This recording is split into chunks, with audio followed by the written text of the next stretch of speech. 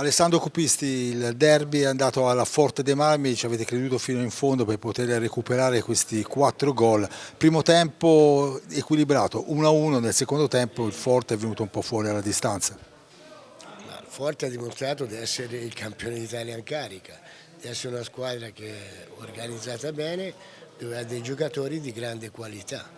E si vede la qualità nel trattamento della palla, nelle movenze. Noi finché siamo rimasti lucidi siamo rimasti in partita. Dopo, quando si perde un attimino il mi rinvengo, ognuno dopo fa come gli pare e diventa dura la situazione.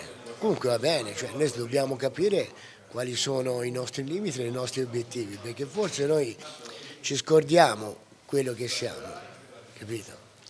Noi tutte le partite dobbiamo giocarle col coltello nei denti e per me non è concepibile che gente che perde la palla protesta e non torna e prendiamo contropiedi.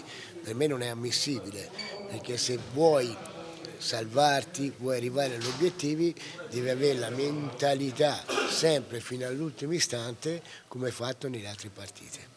Ecco, quindi stasera recrimini qualcosa dal punto di vista caratteriale dei giocatori che devono un attimino, insomma, non limitarsi magari a qualche protesta eccessiva. Ma caratterialmente è un nostro problema fin dall'inizio, ci sono dei problemi a livello caratteriale, emotivo, che cambiamo di colpo. Cioè, io ho degli ottimi giocatori e finché tutto gira bene siamo eccezionali. Come c'è un minimo inglippo abbiamo qualche problema, ma cercheremo di risolverli col lavoro.